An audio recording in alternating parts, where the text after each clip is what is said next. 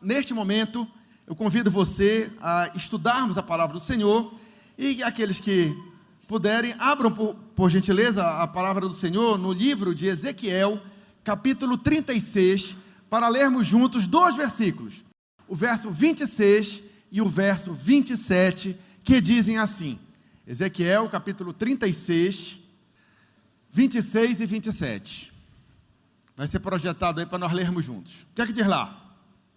Deus falando no Antigo Testamento, pelo profeta Ezequiel, muitos anos antes de Jesus vir a este mundo. E ele já dizia assim: e vos darei um coração novo, e porei dentro de vós um espírito novo, e tirarei o coração de pedra da vossa carne, e vos darei um coração de carne. E porei dentro de vós o meu espírito, e farei que andeis nos meus estatutos, e guardeis os meus juízos, e os observeis. Essa é a obra transformadora que Jesus veio operar em nós. Uma obra transformadora que nos faz novas criaturas em Cristo Jesus. Porque aquele que está em Cristo, nova criatura é. Isso faz parte das transformações espirituais que são operadas quando eu e você aceitamos a graça divina e nos convertemos verdadeiramente a Jesus Cristo. Quando nós nos convertemos verdadeiramente a Jesus Cristo, é isso que acontece. Nós ganhamos um novo coração, ganhamos um novo espírito e passamos a ser a habitação do próprio Deus dentro de nós. Quando Jesus explicava a respeito dessa obra para os discípulos, parece-me que ele utilizou este ensinamento de Ezequiel para ter como gancho para explicar. Lá em João, capítulo 14, verso 23, o Senhor Jesus está explicando aos discípulos que aqueles que são verdadeiramente salvos, aqueles que são verdadeiramente feitos filhos de Deus, são aqueles que se dedicam a cumprir os ensinos que Jesus veio transmitir. E Jesus diz assim, olha, aqueles que verdadeiramente me amam, aqueles que verdadeiramente estão irmanados comigo, aqueles que verdadeiramente se converteram a Deus, são aqueles que praticam aquilo que eu ensinei. E esses são amados pelo Pai. E esses se tornam morada de Deus. Se tornam templos do Espírito de Deus. E perguntando a respeito de como eram essas coisas, Judas, não o Iscariotes, fez uma pergunta a Jesus a respeito disso, e Jesus respondeu assim, em João, Evangelho de João, capítulo 14, verso 23, diz assim, olha, Jesus respondeu e disse, se alguém me ama, guardará a minha palavra, e o meu Pai o amará, e viremos para ele, e faremos nele o quê? Morada. Então você observa que a palavra de Jesus combina perfeitamente com o que dizia o profeta Ezequiel lá no Antigo Testamento, quando falou que a obra de Deus consistiria numa transformação espiritual do homem, que ele receberia um espírito novo, um coração novo e se tornaria habitação do próprio Espírito de Deus em si. Certo? Isso, evidentemente, pessoal, gera transformação. Por isso que aquele que está em Cristo, nova criatura é. Eu não sei se você que me ouve já teve esta experiência de conversão verdadeira, mas eu vou contar a minha. Quando eu me converti verdadeiramente a Jesus, o que é que mudou de cara logo? Mudou que eu passei a ter um ardente desejo de obedecer a Deus. A minha alegria passou a ser praticar aquilo que Jesus estava me ensinando. Então eu ganhei uma avidez muito grande por estudar a palavra de Deus. Eu li a Bíblia direto. Na época eu era novo, eu ainda estudava formalmente, eu tinha provas, eu tinha que estudar as matérias lá do curso que eu fazia. E o que eu fazia? Eu me dedicava ao máximo de estudar logo a matéria para aprender o mais rápido possível. Entendeu? Para me sobrar tempo, para me dedicar a ler a palavra de Deus. Porque era uma alegria muito grande aprender aquilo que Deus tinha para mim. Porque eu entendi que o amor de Deus só queria o meu bem. E quanto mais eu me esforçasse de aprender dele, mais ele me ensinasse, mais eu ia praticando e mais eu ia vendo a minha vida mudar, e a minha vida mudou bastante. Não é que eu tenha me tornado perfeito, não é que eu tenha me tornado infalível, Não é que eu tenha me tornado uma fortaleza em todos os sentidos, não é isso. Mas que eu me tornei uma nova criatura, me tornei. E eu entendo muito bem o porquê. É porque eu passei a ter o quê? Um novo coração, um novo espírito. O Espírito de Deus passou a estar dentro de mim. E quando isso acontece, a gente não pode mais ser igual. A gente não é mais o mesmo. Entendeu? Uma transformação real ocorre. Se você ainda não tem uma história parecida para marcar a sua trajetória nessa terra, eu peço a Deus que você realmente aproveite as oportunidades que Deus está lhe dando para tomar essa decisão. Porque realmente, se não nascer de novo, se não tiver um novo coração, se não tiver um novo espírito, se não tiver o Espírito de Deus em si, não tem como viver uma vida que agrade a Deus, não tem como trilhar o caminho da salvação, não tem como ir para o céu. Realmente importa-nos nascer de novo, todos nós. E é muito importante que você busque a Deus nesse sentido. Mas o que acontece é que, além dessa transformação interior, existe um transporte espiritual de governo. Já vou explicar. Antes de termos um coração novo, de termos um espírito novo, de sermos habitação do Espírito de Deus, nós vivíamos sobre a influência do que a Bíblia chama de império das trevas. Mas quando nós nos convertemos verdadeiramente a Jesus, nós somos removidos dali. Nós somos transportados da esfera do império das trevas e somos transportados para o governo de Jesus Cristo. Isso está escrito em Colossenses, capítulo 1, verso 13. Lá em Colossenses, capítulo 1, verso 13, diz assim, olha: Ele nos tirou, Ele quem? O Pai. Ele, o Pai, nos tirou da potestade das trevas, ou seja, do império das trevas, e nos transportou para o reino de Jesus Cristo, do Filho do seu amor. Então hoje, se você é uma pessoa que está em Cristo, nova criatura você é. Você não é perfeito, você não é infalível, mas você é uma nova criatura. Você tem um novo coração, você tem um novo espírito. O Espírito de Deus está em você, o Espírito de Jesus está em você. Você é morada de Deus. E você não está mais na esfera do governo de Satanás. Você está na esfera de outro governo. O governo de Jesus Cristo. Nosso Rei, poderoso, leão da tribo de Judá. Poderoso para nos guardar de tropeçar, valente para nos defender. Advogado fiel, que nos representa diante de toda e qualquer situação na qual formos a vir a ser acusados. Entenderam? Então, ser cristão é ser uma nova criatura. Ser cristão é viver sobre o domínio de Cristo, não sobre o domínio das trevas. Ser cristão é viver sob o governo de Jesus, não sobre o governo de Satanás. Entenderam? Quando isso acontece, entretanto, nós somos jogados diante de 3 conflitos. Isso faz parte de ser cristão. Inclusive, eu atribuo a existência desses conflitos a uma espécie de prova de salvação. Eu posso ter certeza da minha salvação quando eu enfrento esses conflitos. Se eu não enfrentar esses conflitos, sabe o que significa? Que eu não sou uma nova criatura em Cristo. Porque a nova criatura em Cristo, obrigatoriamente, passa a enfrentar 3 conflitos. Se você não enfrenta esses conflitos, busque a Deus. Se você enfrenta esses conflitos, aprenda que a vontade de Deus é que você os supere e os vença, para a honra e glória de Deus, não para a sua. Tá certo? Que conflitos são esses? O primeiro conflito é um conflito íntimo. Veja bem, aquele que está em Cristo, nova criatura é. Como nova criatura, temos o quê? Um espírito novo, temos um coração novo.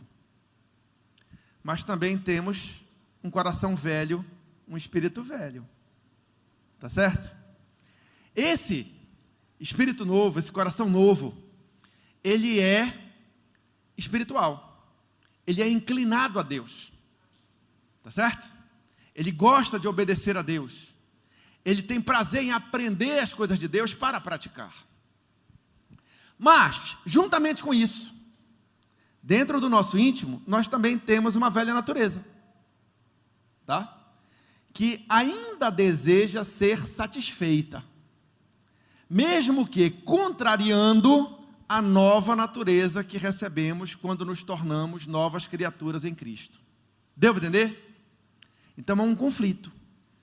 A nova natureza briga com a velha natureza, e a velha natureza briga com a nova natureza, porque são opostos entre si.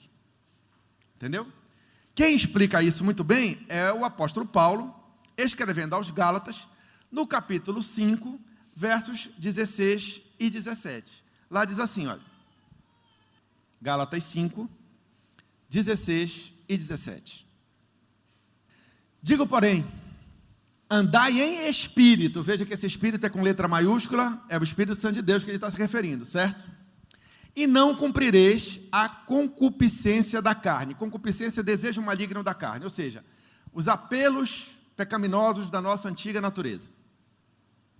Porque a carne cobiça contra o espírito e o espírito contra a carne. Porque eles se opõem entre si, um ao outro, para que não façais o que quereis. Esse é o intuito da nossa natureza terrena. Nós temos um coração novo, um espírito novo. Deus nos deu um coração de carne, afeiçoado às coisas dele, afeiçoados à sua santidade, desejosos de participar da sua santidade, desejosos de jamais ofender a Deus. Certo? Mas, juntamente com esta natureza, tem uma antiga natureza, que diz assim, não, mas isso te agrada tanto, faz, isso te agrada, entendeu? E fica guerreando. Desse conflito, o cristão não escapa. Um dia, nós seremos libertos desse conflito, quando a nossa natureza terrena for deixada para trás pela nossa morte física, ou pela nossa transformação espiritual, caso Jesus venha e nos arrebate. Entendeu? Um dia isso vai ficar para trás. O apóstolo Paulo diz assim, até quando terei que suportar essa situação? Sim, até o dia final. Judas diz que nós devemos entender esse conflito como algo próprio da vida do cristão, mas ele diz que nós devemos nos opor à nossa carne de tal maneira, ao ponto de detestar até mesmo as roupas que são por elas tocadas. É claro que isso é uma figura de linguagem, ele está colocando só como exemplo. Ele está dizendo assim, olha, você cristão, que quer ter uma vida cristã vitoriosa, você tem que parar de alimentar a sua velha natureza. Você tem que detestar suas obras, você tem que detestar os seus frutos de tal maneira que isso não faça parte mais das suas práticas, da sua vida. Tá certo? Paulo, escrevendo aos Colossenses, diz assim, olha, fazei, pois, morrer a vossa natureza terrena, a vossa natureza carnal. Em outras versões diz, mortificai os vossos membros. O que significa isso? É tirar da nossa vida tudo que agradava à natureza carnal, ou seja, a prostituição, a impureza, a paixão lasciva, o desejo maligno, a avareza, que é a idolatria, e todas essas coisas pelas quais vem a ira de Deus sobre os filhos da desobediência. Ora, nessas mesmas coisas andastes vós no outro tempo, quando vivias nelas, mas agora você não vive mais nisso, porque você é uma nova criatura em Cristo Jesus, certo? Você abandonou isso, você jogou fora isso aí, tá? Você não pode dizer que vive para Deus se ainda vive preso ao pecado. E isso ficou para trás. Aquele que está em Cristo, nova criatura é, as coisas velhas já passaram, eis que tudo se fez novo. Então, esse tipo de prática não combina mais com a condição de uma nova criatura em Cristo. Certo? Mas isso vai continuar te provocando. Entendeu? Isso vai continuar te provocando. Mas precisa ser mortificado, precisa ser enfraquecido. Como? Sendo guiado pelo Espírito. É a resposta que Paulo dá aos Gálatas, tá? Aqueles que são guiados pelo Espírito não se dão mal. Aqueles que são guiados pelo Espírito são vencedores. A chave, portanto, para você vencer o conflito contra a sua antiga natureza está em ser guiado pelo Espírito. Quando você é guiado pelo Espírito, essas coisas ruins, que dão frutos ruins, como a prostituição, desejo maligno, a avareza, etc, etc, etc, não tem lugar na sua vida. Porque a sua vida está cheia de outras coisas. Está cheia do fruto da presença de Jesus em você, do fruto do Espírito. Tá certo? Bondade, mansidão, domínio próprio, etc, etc, etc. Está tudo explicado lá na carta de Paulo aos Gálatas. Entenderam? Esse é o primeiro conflito. Se você não é uma nova criatura em Cristo, você vive para agradar a sua carne.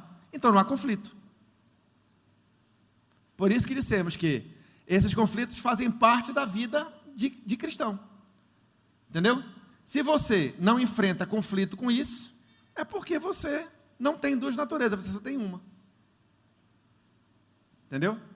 Então importa te nascer de novo, para ter a nova natureza, para ter o coração novo, para ter o espírito novo, para ter o Espírito de Deus dentro de você. Entenderam? O segundo conflito é com o mundo. Tá certo? Lá em João, 1 João, capítulo 2, 15 e 16, diz assim, olha, 1 João 2, 15 e 16. Não ameis o mundo, nem o que há no mundo. Se alguém ama o mundo, o amor do Pai não está nele. Porque tudo que há no mundo, a concupiscência da carne, a concupiscência dos olhos e a soberba da vida, não é do Pai, mas do mundo. Vamos explicar. Esse mundo a qual ele está se referindo é diferente daquele versículo lá de João 3,16, que diz que Deus amou o mundo de tal maneira que deu seu Filho unigênito, Quando Deus fala que amou o mundo, ele está falando naquele versículo do Evangelho de João, em relação à humanidade, aos seres humanos. Então Deus amou os seres humanos de tal maneira que deu o seu Filho unigênito, Jesus Cristo, para morrer por nós. Tá? Quando João fala aqui em 1 João, o mundo não significa humanidade. É outra figura, é outra história, é outro entendimento. Quando João fala aqui, não ameis o mundo, ele está falando do sistema mundano. O que é o sistema mundano?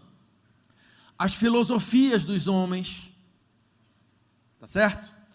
As religiões, as políticas, tá? As astúcias das pessoas, os jogos de poder, deu para entender? O ser mais que o outro, o procurar sempre o benefício próprio, essas coisas, o esquemão do mundo, né? Morreu antes ele do que eu, entendeu? Esse tipo de situação, isso é o mundo, tá?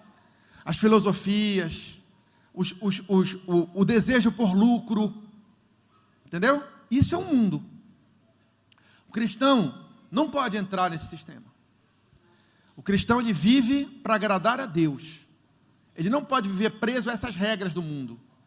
O mundo, ele se comporta mediante regras que são ofensivas à santidade de Deus. Tá? Jesus mesmo mostra isso claramente. No Sermão do Monte, Jesus estava ouvindo as pessoas conversarem. E elas expressaram a ideia mundana sobre relacionamentos. E elas diziam assim: nós amamos quem nos ama. Nós cuidamos de quem cuida de nós. Nós saudamos os nossos amigos. Os nossos inimigos que se danem. Isso é uma ideia mundana. O que é que Jesus disse?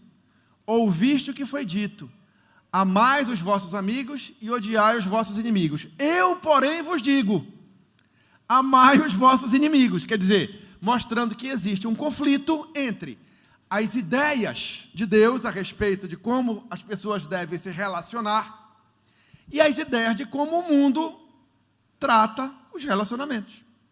Entendeu? Aos amigos, tudo. Aos inimigos, nada. Entendeu? Mas desde a lei de Moisés já se ouvia o seguinte ensino: olha, se tu olhares o boi do teu inimigo desgarrado, tu deves reconduzi-lo ao teu inimigo. Ah, mas ele não faria isso por mim. Não importa. É assim que você vai ser filho de Deus. Entendeu? Ah, mas ele não faria por mim. Não importa. Entendeu? É dessa maneira que você é conhecido como filho do Altíssimo. Entendeu? Olha um comportamento que havia entre os judeus da época de Jesus. Tu sabes que na época de Jesus, o Império Romano dominava a terra lá dos judeus, né? E acontecia muito abuso de autoridade.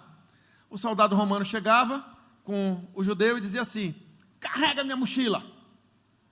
E o judeu tinha que carregar a mochila, porque senão o que seria dele? Seria morto. E eles carregavam por causa da obrigação, mas carregavam com ódio no coração. O que Jesus diz? Rapaz, se tu vai ser obrigado a carregar essa mochila, faz o seguinte: em vez de andar 1 milha, anda também a segunda. Ou seja, se tu vai ter que encarar uma obrigação que te foi imposta, procura fazer de bom grado. Procura fazer como se fosse para Deus e não para homens. Entendeu? E isso não é um pensamento mundano, isso é um pensamento divino. Isso entra em conflito com as ideias a respeito de como a pessoa deve viver. A forma como o mundo prega que as pessoas devem viver é antagônica. Sabe o que é antagônico, né? É contrária àquilo que Deus recomenda. Por isso que a amizade com o mundo, ou seja, a afeição pela forma como o mundo se comporta, pelas filosofias de vida do mundo, pelos prazeres que o mundo proporciona, não são cabíveis para o cristão. E aí lá em 1 João, capítulo 2, versos 15 e 16, diz lá: não ameis o mundo, nem o que há no mundo. Se alguém ama o mundo, o amor do Pai não está nele, porque tudo que há no mundo, a concupiscência da carne, a concupiscência dos olhos, a soberba da vida, ou seja, as vaidades, os orgulhos, isso é do mundo, isso não vem de Deus. Jesus, o próprio Senhor Jesus, no Evangelho de João, capítulo 15, verso 19, diz assim: se vós fosseis do mundo, falando aos seus discípulos, o mundo amaria o que era seu, certo? Mas porque vocês não são do mundo, antes eu vos escolhi do mundo, por isto o mundo vos odeia. Quando você chega diante da sociedade do mundo e profere a palavra de Deus e adota um estilo de vida santo, você passa a ser ofensivo em relação àqueles que não pensam como você. Entendeu? Então gera um conflito. E aí você se torna o quê? Odiado. Não pessoalmente odiado necessariamente. Não pessoalmente odiado, mas odiado por aquilo que você crê. Odiado por aquilo que você acredita. Por isso que todos aqueles que desejarem viver piedosamente em Cristo Jesus, hão de padecer algum tipo de perseguição. Lá em Pedro, deixa eu pegar aqui a referência. Acho que é capítulo 4 de 1 Pedro. Sabe que eu nem anotei. Mas lá diz assim: os ímpios até estranham que vocês vivam do jeito que vocês vivem. Eles não conseguem compreender como é que vocês abriram mão dos prazeres da vida. E acham isso estranho. Mas por que eles acham estranho? Porque eles são cegos. Porque eles não têm um novo coração, porque eles não têm um espírito novo, porque eles não têm o Espírito de Deus em si, para compreenderem a magnitude e as grandezas daquilo que Deus tem a oferecer para aqueles que o temem, para aqueles que respeitam a sua santidade, né? E lá na epístola de Pedro lá, eu acho que é 4:4, diz lá, estranho, bora tentar ver se a gente acha, 4:4, né? Primeira ou segunda? 1 Pedro 4:4, coloca lá, diz assim, ó: acho estranho que não correrdes com eles no mesmo desenfreamento de dissolução, blasfemando de vós. Entendeu? É isso mesmo. Um jovem crente, com tantas facilidades que o mundo de hoje oferece, né?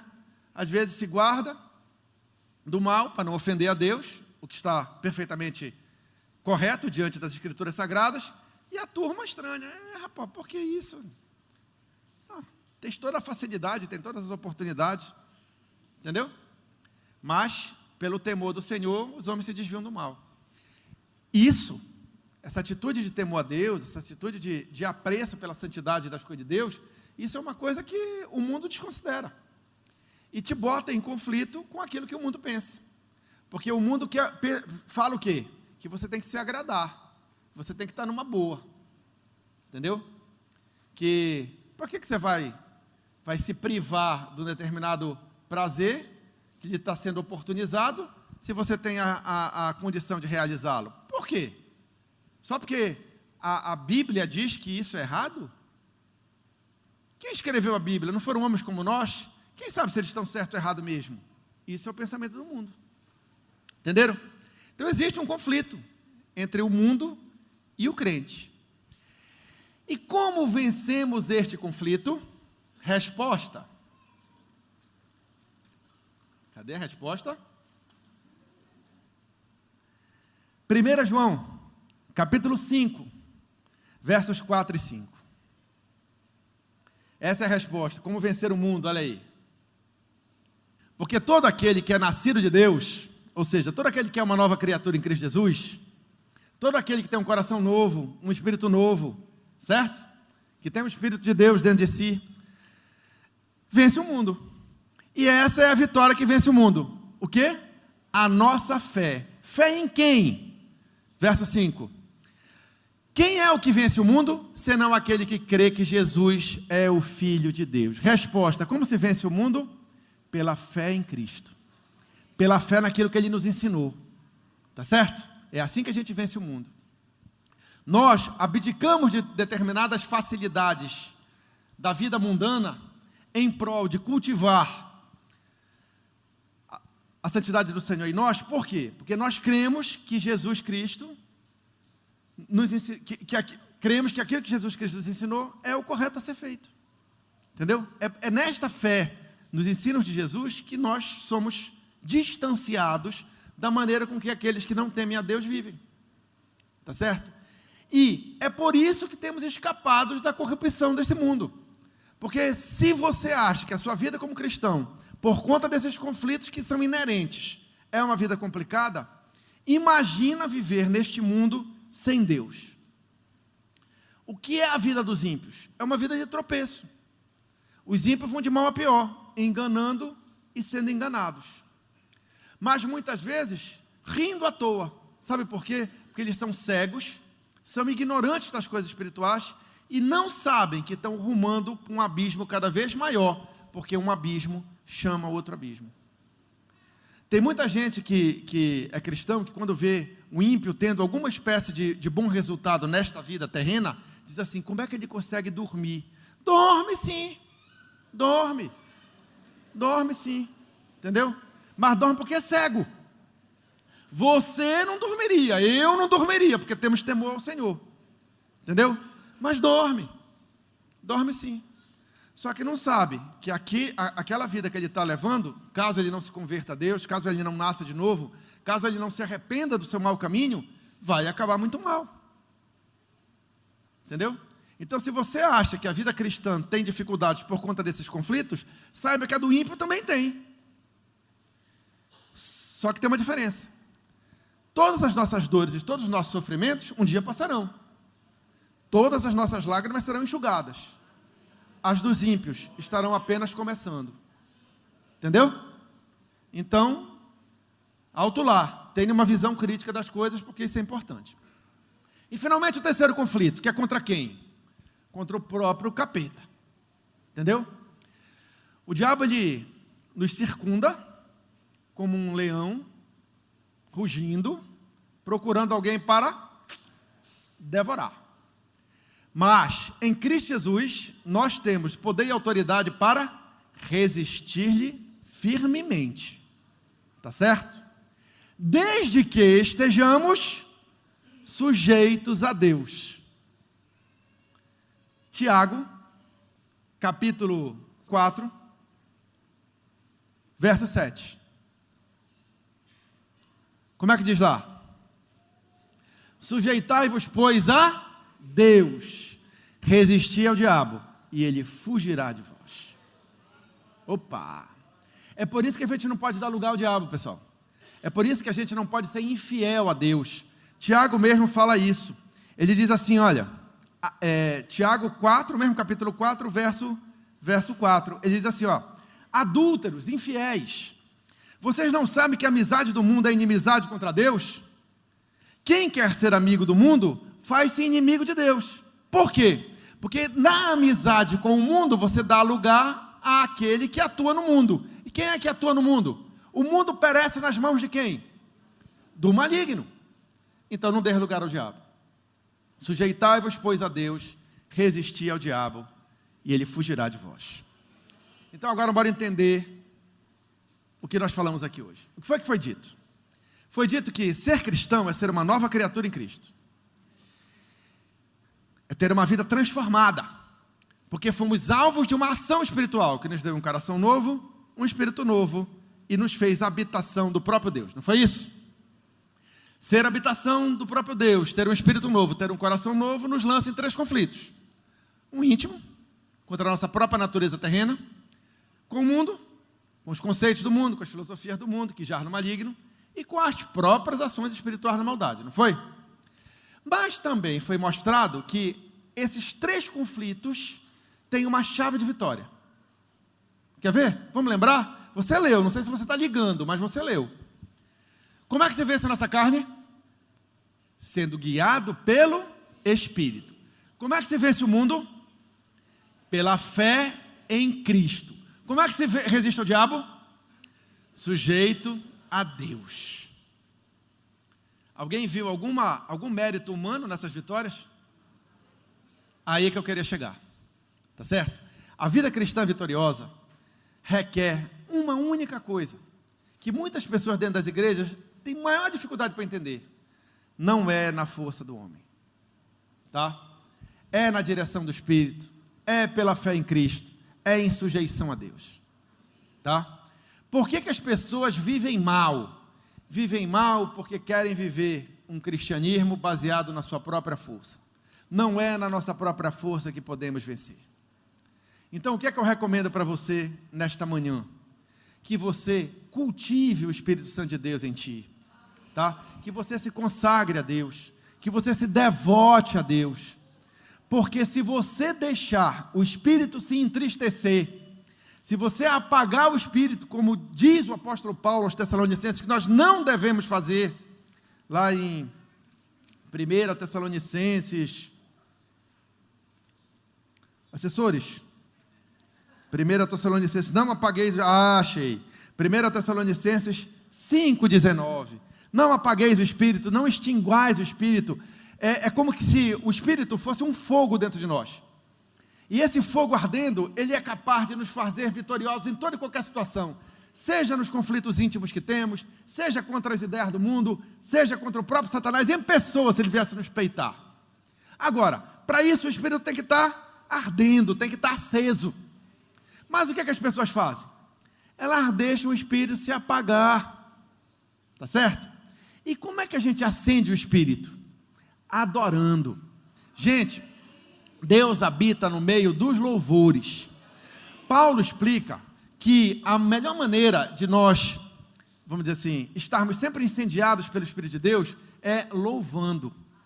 Enchei-vos do Espírito, falando entre vós com salmos, entoando e louvando de coração ao Senhor, com hinos e cânticos espirituais. Ou seja, ele está falando de uma vida de adoração, uma vida que preza aquilo que Deus fez, uma vida de gratidão a Deus. Fazendo isso, o Espírito fica incendiado. E o Espírito incendiado, ele nos dirige, ele nos enche de fé, ele nos torna resistentes às obras espirituais da maldade. Então, onde é que está o segredo? Não está no homem, gente. Tá? O segredo é estar cultivando a presença de Deus na nossa vida. Então a palavra desta manhã é: devote-se a Deus. Entendeu? É numa devoção sincera a Deus que você vai vencer todo e qualquer conflito que lhe apareça. Sem devoção a Deus, com o espírito apagado, você não é nada. Entendeu? Mas se nós mantivermos firmes o fogo do Espírito, tudo vai dar certo. Lá em Efésios, capítulo 5, versos 18 a 20, fica a recomendação que eu queria que você recebesse esta manhã. Efésios, capítulo 5, 18 a 20, diz assim, olha lá. 5, 18 a 20, 3 versículos. Não vos embriagueis com vinho, em que há contenda, mas enchei-vos do Espírito. Você já reparou que você pode ser feliz sem precisar encher a cara? Entendeu? No mundo isso é um comportamento corriqueiro. Faz uma festa, tem que encher a cara para ficar alegre. Nossa alegria não depende disso, pessoal. Que mais? Falando entre vós com salmos, hinos e cânticos espirituais, cantando e salmodiando ao Senhor no vosso coração. Nem precisa abrir a boca. Tá? É a atitude de adoração no coração, é isso que alegra o Espírito. Aí ele vai, dando sempre graças por tudo ao nosso Deus e Pai, em nome de nosso Senhor Jesus Cristo. É assim que nós vamos vencer. Tá? Tendo um coração adorador, um coração grato, pela obra que foi feita em nós, pelo novo coração que Deus nos deu, pelo novo Espírito que Deus nos deu, por sermos templo do Espírito Santo. É assim que se vence. Não é na força do homem. Não é negando o conflito. O conflito existe. Certo? Não é negando o conflito, como muitos o fazem. Aí tenta se acomodar com o mundo, né? Tenta ser transigentes com o mundo para não gerar confusão. Não, pessoal. Esse não é o nosso papel. O nosso papel é sermos devotados a Deus. É assim que se vive um cristianismo autêntico. Tem muita gente decepcionada dentro das igrejas com o cristianismo. Nunca experimentou um cristianismo autêntico, porque nunca se devotou a Deus. Tá? A chave de tudo é a devoção. A chave de tudo é a adoração. A chave de tudo é a gratidão. Aí o espírito fica incendiado. E aí nós vamos ter boa direção, vamos ter um coração cheio de fé, vamos ser resistentes a qualquer investida do diabo. Sem isso, esqueça. Não vai dar certo. Entenderam? Mas hoje é possível que alguém queira nascer de novo, né? Deus quer que você nasça de novo. Essa obra, ela não tem endereço certo, A, B ou C só. Deus sabe aqueles que nascerão de novo e aqueles que não nascerão de novo em toda a história da humanidade, porque Deus sabe todas as coisas. Mas hoje é a oportunidade para você que ainda não tomou essa decisão de tomar. Pastor Flávio, bora criar essa oportunidade aqui. Formalizar essa oportunidade, certo? Porque importa-vos nascer de novo. Quantas pessoas não nascerão hoje?